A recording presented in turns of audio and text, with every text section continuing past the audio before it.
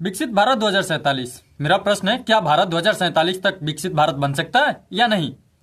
वास्तविकता और यथार्थ वाली बातें हैं, बन भी सकता है या नहीं भी।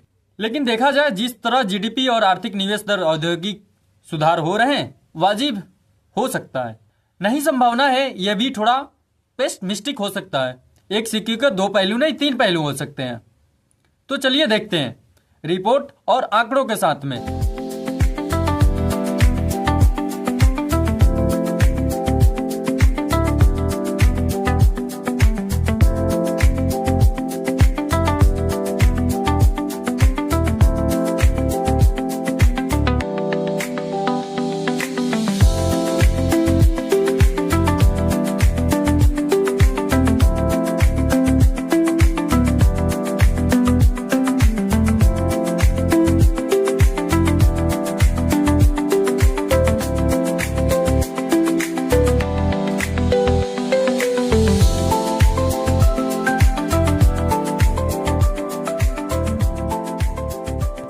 मैं हूं लोकतंत्र की आवाज, मैं हूं लोकतंत्र की आवाज, जहां होती है जनता की सवालों से साज।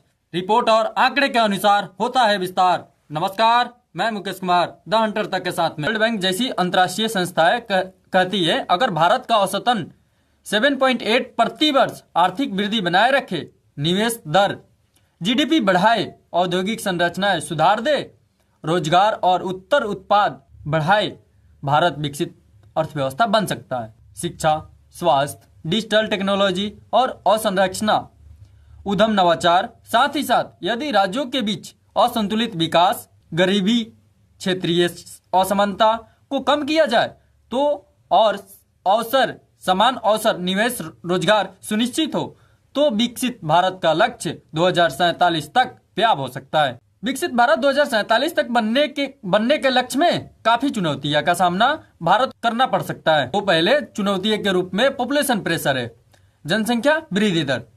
आज भारत की जनसंख्या 1.467 टू 1.476 बिलियन है, यूएनए के डाटा के अनुसार, जिसमें से 65% युवा है। दूसरी सबसे बड़ी समस्या है अनएम्प्लॉयमेंट। भारत में बेरोजगारी दर 3.2% से 5.2% के बीच में रही है, CMIE के आंकड़े के अनुसार। और भारत की सबसे तीसरी समस्या क्लाइमेट चेंज के संदर्भ में है। जर्मन वाच के जलवायु जोखिम सूचकांक CRI 2025 के अनुसार भारत की रैंक 9वां या 10वें स्थान पर है। कुछ और आगे बढ़ते हैं तो देखने को मिलता है अर्बन क्राइसिस। भारत के शहरी संकट में शहरीकरण से उत्पन्न बुनियादी ढांचे, पानी, स्वच्छता, परिवहन, प्रदूषण, वायु, किफायती आवाज की कमी, स्थानीय निकायों ULB के कमजोर शासन चुनौतियां प्रमुख है। और सबसे बड़ी दुविधा वाटर क्राइसिस की। भारत के लिए सबसे समस्याओं में देखा जाए तो वाटर क्राइसिस की समस्या भी बहुत बड़ी है।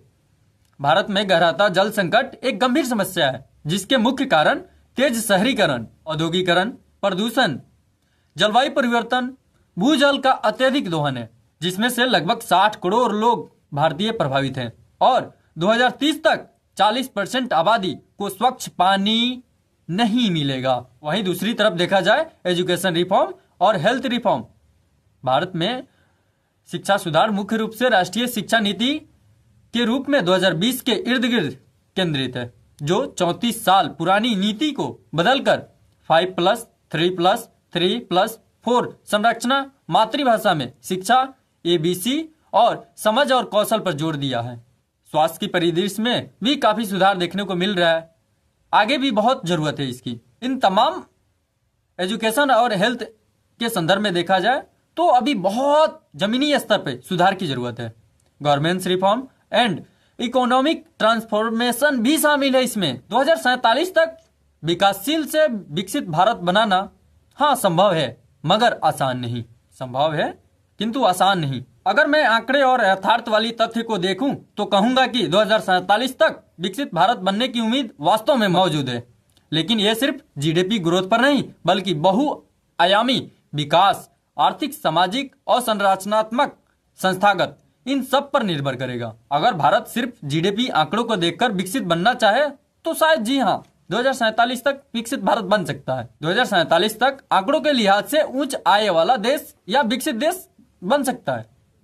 लेकिन विकसित से मेरा मतलब लोग बेहतर जीवन, बेहतर स्वास्थ्य, बेहतर शिक्षा, रोजगार अवसर, एक समावेशी, न्यायपूर्ण, आधुनिक समाज वो हासिल करने के लिए बहुत मेहनत, मजबूत नीतियां और दृढ़ संकल्प चाहिए। विकसित भारत का सपना असंभव के समान नहीं है, संभव है। आप लोगों को क्या लगता है कमेंट में बताइए। नमस्कार। द हंटर तक के साथ जुड़े रहने के लिए।